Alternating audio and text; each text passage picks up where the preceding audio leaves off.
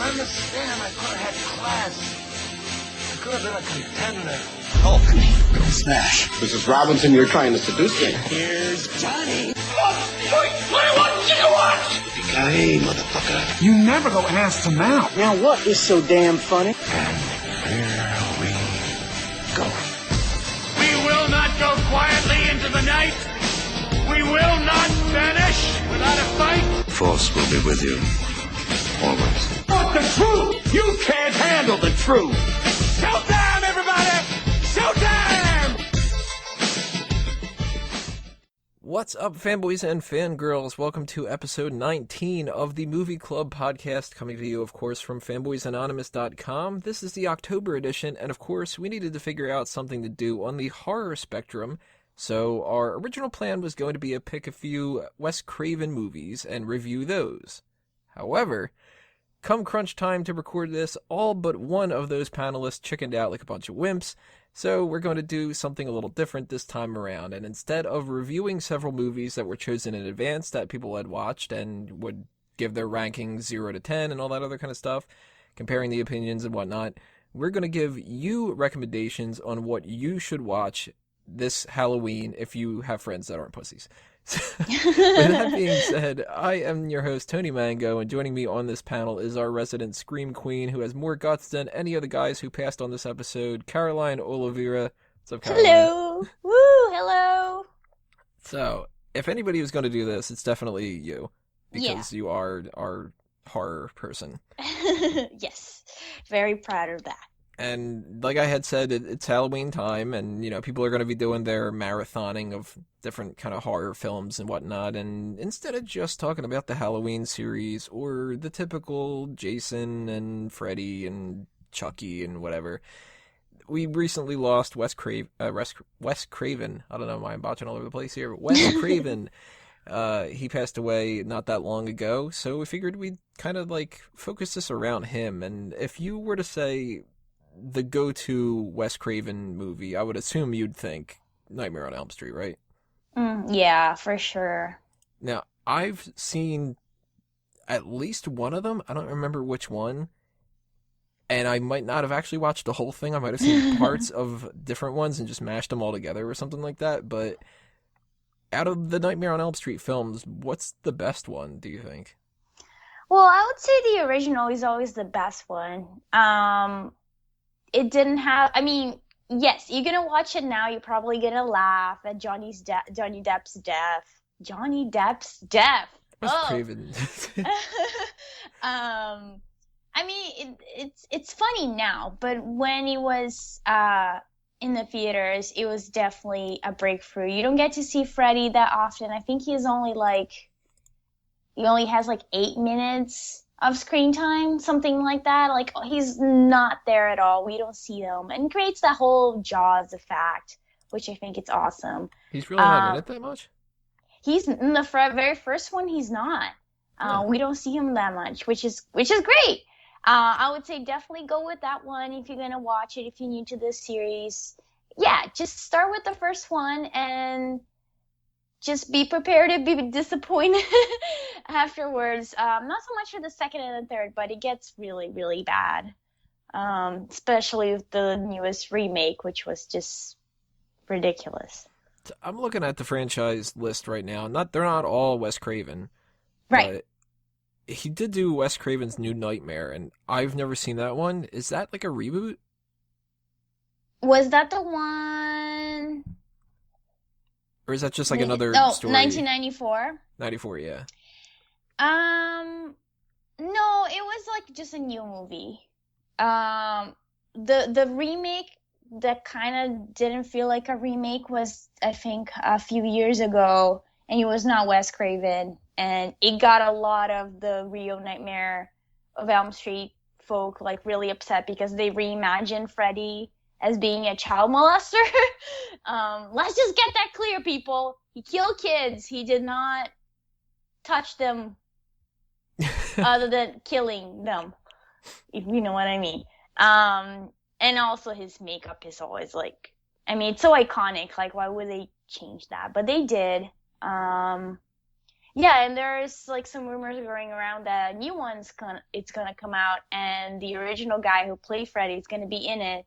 Not 100% sure if that's true though. Well, we've got that. Like, if that's not the go-to Wes Craven thing, Scream probably is the other one, I would Right. assume. Oh yeah. Now, that's mean, another it's one so I good. know I've seen Scream. You probably did, especially because it's not horror. It's kind of funny.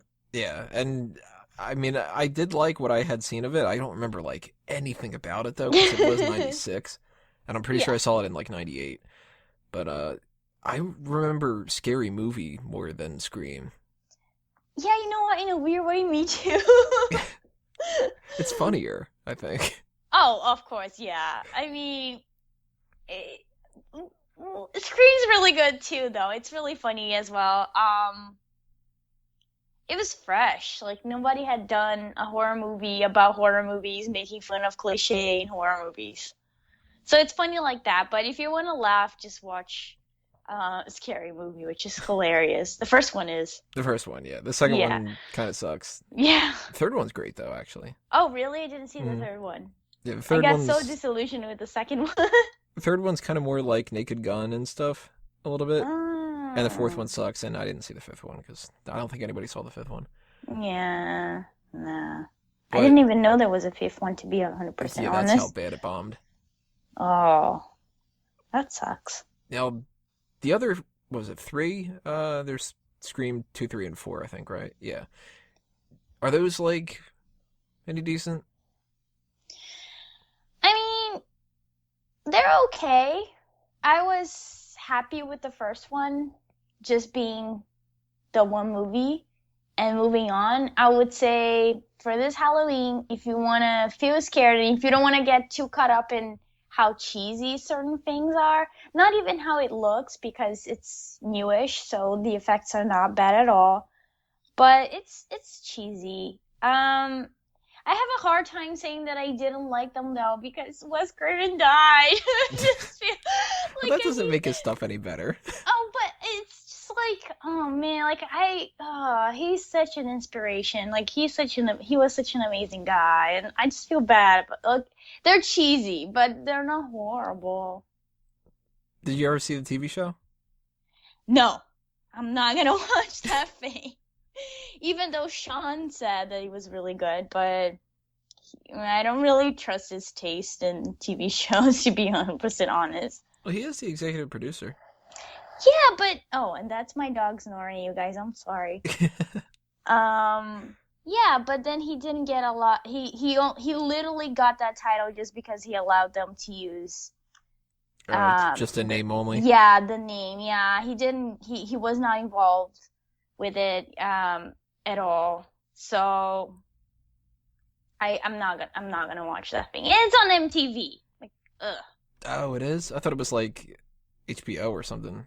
Oh, I wish. That would be awesome. No, it was on MTV. Ugh. Yeah. No bueno. So, I mean, I think immediately those two things. And then I tend to go, after that, I go to his cameo in Jay and Silent Bob Strike Back, which is just totally not in this Halloween spirit kind of stuff. But you have seen quite a bit of his movies, right? Yes. What do you think of beyond those two? Like, what's your next go-to Wes Craven movie? Well, my true favorite is actually The Serpent and the Rainbow, which a lot of people think is really dumb and cheesy or whatever. I think it's awesome. It's probably the best movie out there about voodoo, horror movie, about voodoo. And it's just great. It's based on a book about this guy who went to Haiti in search of this zombie-making drug that allegedly would make you, well, turn you into a zombie.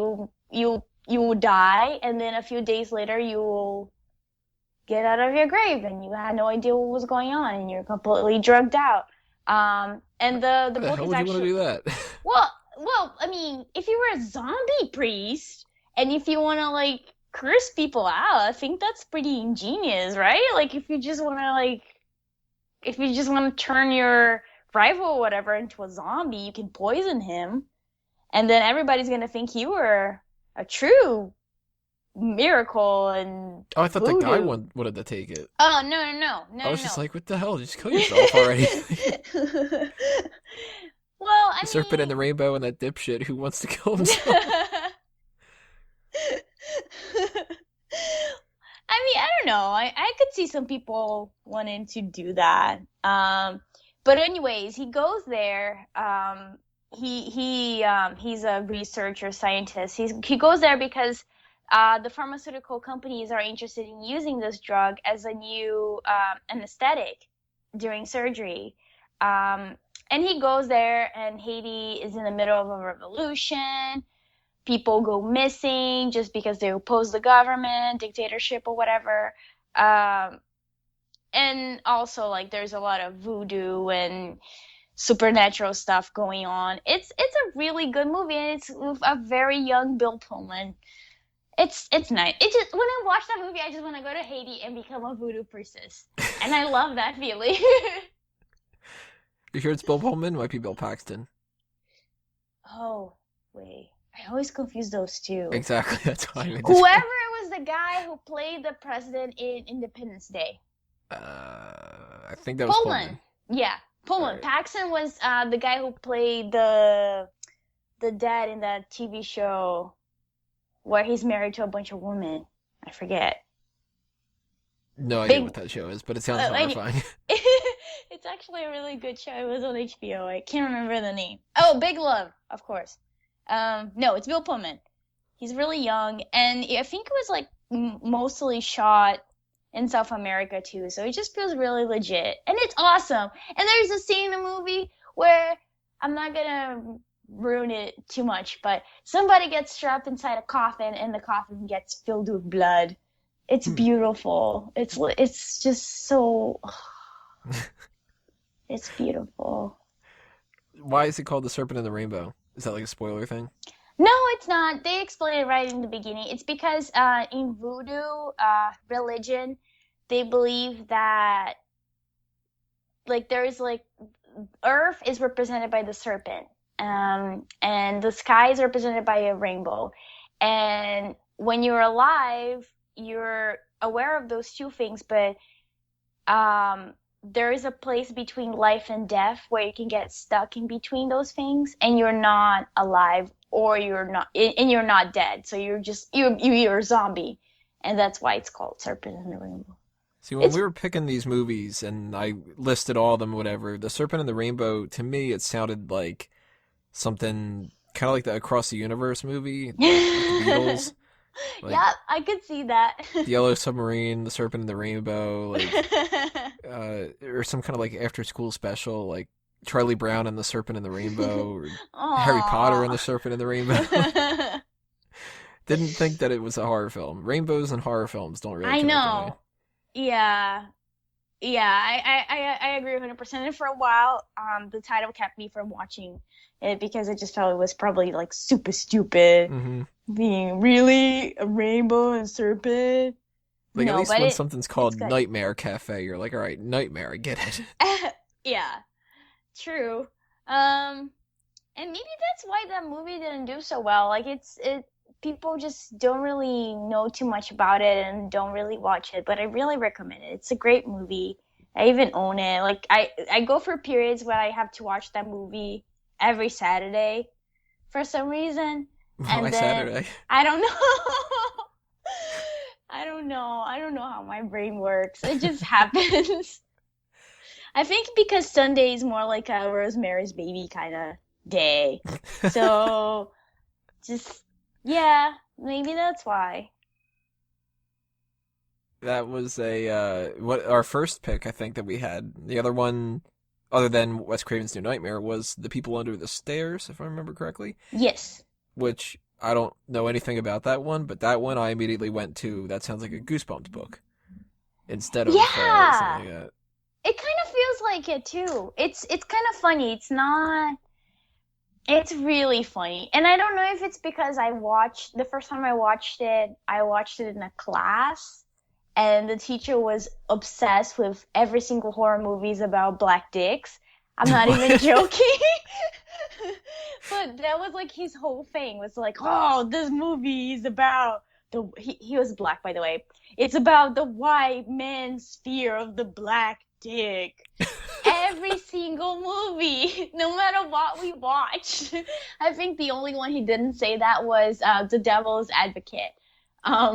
Which, I mean, there's only I can't see any connection with that one black guy in the movie, but everything else, The Fly, oh, do you see that? It's a black penis erected. No, it's a fly.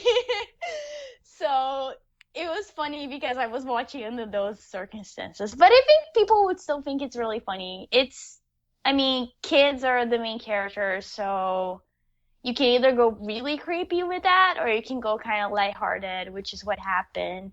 The main character's name's Fool. Like, he doesn't even have a real name. Like, his nickname is Fool. There's, like, incest in it. There's Rames his big black dick.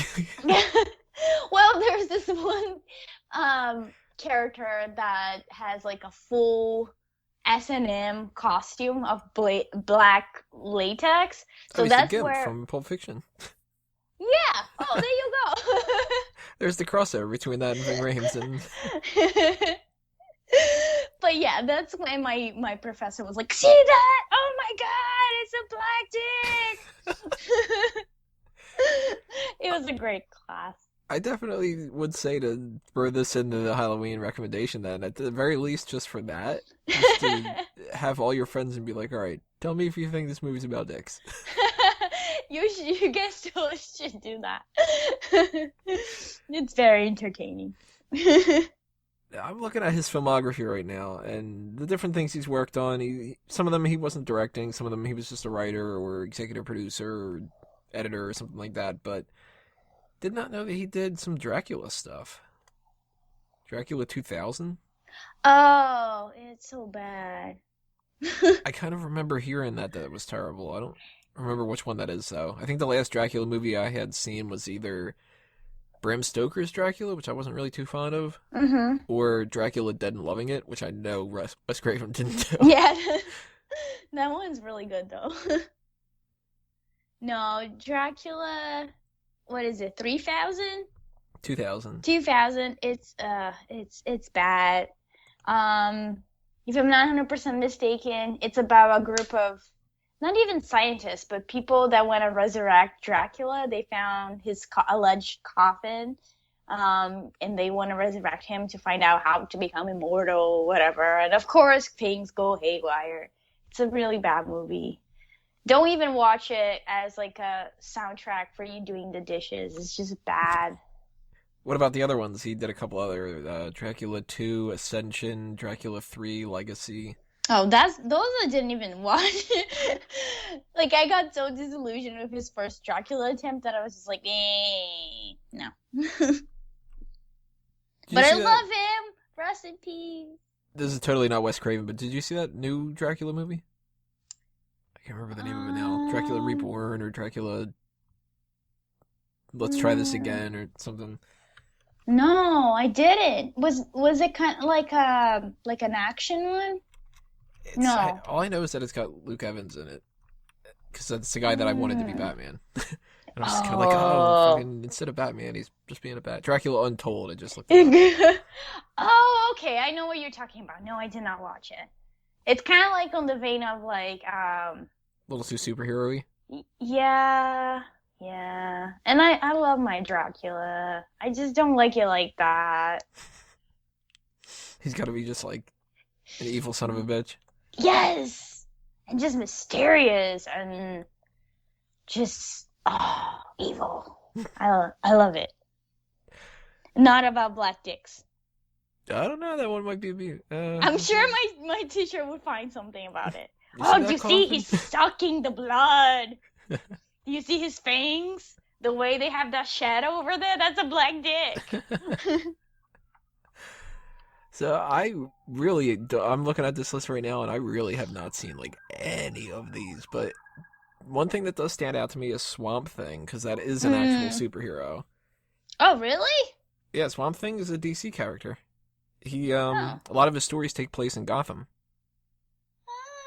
See, I did not know that. To me, something was like the swamp creature, the green one that kills women, that stuff.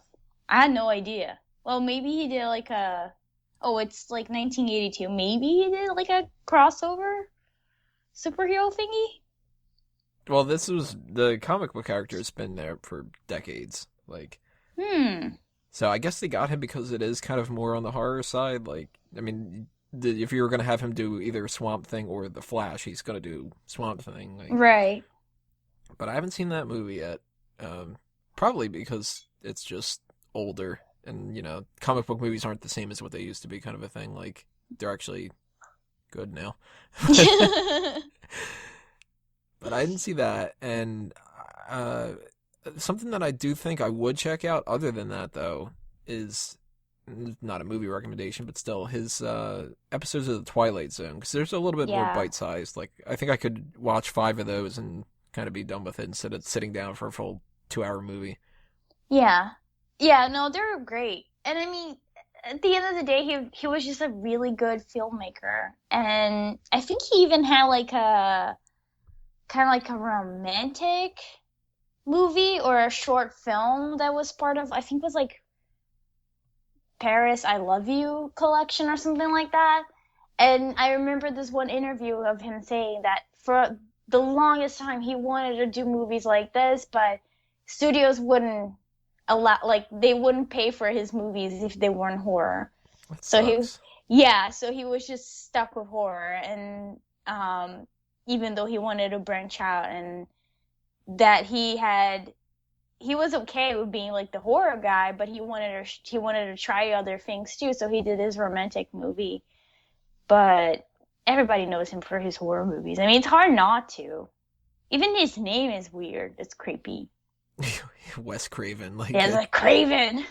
Not the most, like, there's Paris Je t'aime by Wes Craven, like. Yeah, exactly. It's like, oh, is there a vampire in there? That's like the Rob Zombie's the dude that's been doing the films, right? Oh yeah. Like, I couldn't picture him doing Sweet Home Alabama.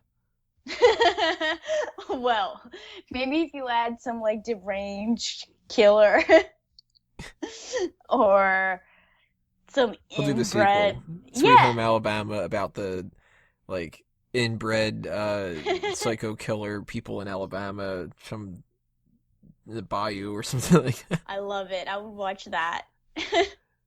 Like, he followed up the Paris Je t'aime with The Hills Have Eyes 2, and what do you think about that whole The Hills Have Eyes remakes and the originals and whatever? Like, I've heard that the remake's better. Yeah, it actually is. I mean, yes, the first one was great because it was the first one. It was the original. You can't go wrong with the original. But I actually had more fun with the remakes. Really great movies. I was a little torn with the second one because a dog dies. So yeah, but then the husband dog saves the day, and he kind of does everything you want the human characters to do. Like, if the human characters are like running, you're like, no, turn back, kill that bastard. The dog does it, and it's so great. It's just it's awesome. I actually love the second one. That's the remake one, right? Yeah. Yes, the remake. And the inbred people, they look really cool. Really, really cool. Like, so good. You guys should watch it. Just be warned, there's a lot of barking in this movie, and if you have a dog, you might get stressed out. But it's awesome. So if they were going to watch one of the Hills Have Eyes things, should they watch the original or should they watch the remake? I would say if you're not a horror person per se, like you don't care if it's because some people are like, no, I just want to watch the original ones. I would say with this one, go with the remake. It's more entertaining, I think, and it's in a way it's edgier, and it keeps you like tense the whole entire time. It's great. It totally does not my type of movie.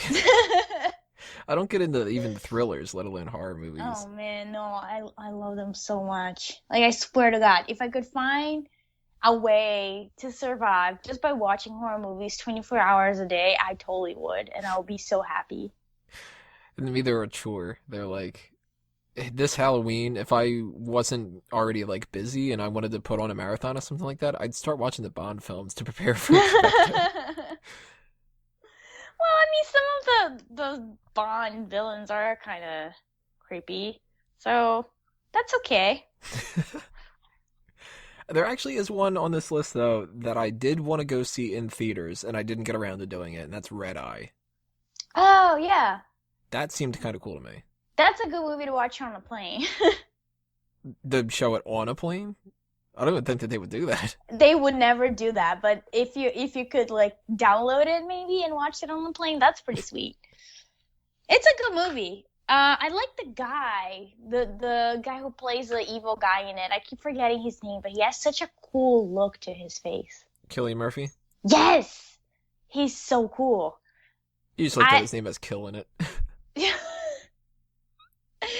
That too. No, I love him. He's really nice to look at, and he's kind of like, he could probably kill you, but he's really gorgeous, so you kind of don't care.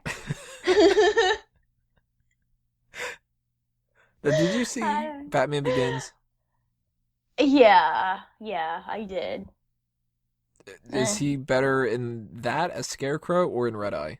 Which one's freakier?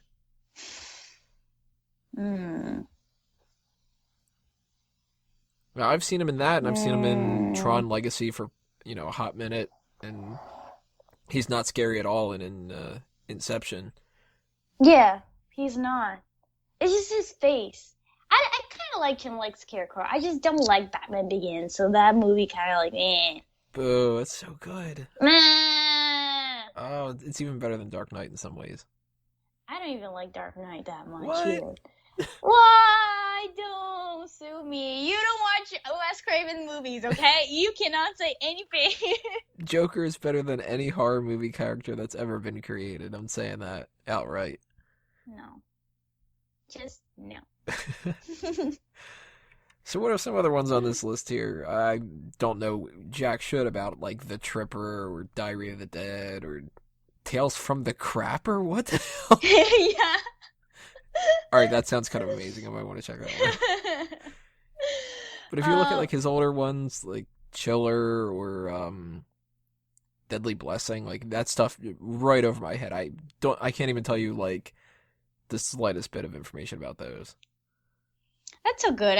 I don't think I can either. Like, I've seen some of these movies, but I really don't remember. So they're probably not that great. Last House on the Left is good, though. It's definitely not for everyone. It's a very, like, I found it was a hard movie to watch because it has a lot of rape and very intense violence against women. But it's a good revenge movie, and it's basically these two girls are, I wouldn't say kidnapped by this group of weird nomad thugs, and they're taken to the woods. Bad stuff happens. Anyways, the thugs think that they're done with them. They ended up seeking refuge on one of the girls' parents' place, and they don't know. And then the parents find out, and they decide, okay, you know what? They did this to our girl. We're gonna torture you and kill you, which is great.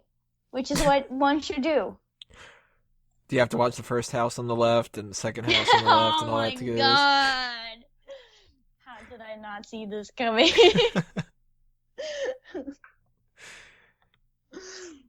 Any other ones that stand out from either like early career or the very tail end of his career? Because the last one that he did, if I'm looking at this correctly, was Scream 4. Yeah. I guess it's a kind of a fitting way to. But he was a producer there, so I don't think he had a whole lot of creative input. I hope he didn't, because it was bad. Oh, The Wishmaster was kind of fun. Like, there's some, like, cool monsters in there.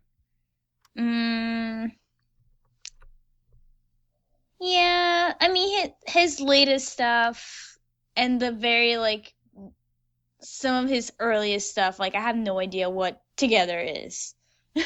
Or Kent State, whatever that is. But I would say People Under the Stairs, That Last House on the Left, I think, was, like, one of his first movies that I watched, the original one. And I was just completely blown away by it. And I decided that I was going to love him. And I did. If you had to pick, probably I would assume like 5 is like the maximum people would do for a Halloween marathon. But 2 days from now, we're recording this to 29th for those who can't figure that out. You know, a couple days from now, when people do figure out what movies they want to do, if they want to do a Wes Craven marathon, which 5 movies should they do? Serpent and the Rainbow for sure. If you guys don't like it, suck it. It's a great movie. Serpent and the Rainbow. I would say The Last House on the Left. If you want to see the very greedy version, watch the original. If you want to see, I don't even want to say lighter version because it's not. It's still very disturbing. But maybe a nicer version, watch the remake. People Under the Stairs is fun. It could be that movie that you just want to see, like, black dicks, even though there's no black dicks in it. But it's a lighter movie, so maybe when you're, like, really drunk and on Halloween night, you just want to laugh a little bit and still be a little freaked out because it's freaky. It's not creepy. That's what I'm trying to get. It's freaky, which is great. Those are 3. I can't even count anymore. I would say definitely watch the original Nightmare and the original Scream. I mean, you should if you haven't already. Maybe do like People Under the Stairs into Scream if you're still kind of like in laughing mood kind of thing. Yeah, exactly. Yeah, that would be perfect. Oh, and if you have seen either Scream or Nightmare, watch The Hills Have Eyes too, which is great. That one will get you pumped. You get like, yeah, that's like, it's like horror movie where stuff you wanted to happen happens, which is great. Just skip the one with the dog though, right? Well, just, be warned. It's sad. But then the other dog gets revenge, so it's kind of like, yeah, good. It's sad. Alright, well, I have no suggestions to what to watch when it comes to this. I don't have a clue. I would probably just go with, like, hey, just watch all the Scream ones. But is there any other things for the Wes Craven side of stuff that you want to bring out for this podcast? Just that he will be terribly missed. And that I think that these movies that we mentioned are always going to be like one of the biggest staples in horror movie culture. And I mean, he was a genius. Like, he created Freddy. Like, come on. Can't go wrong with that.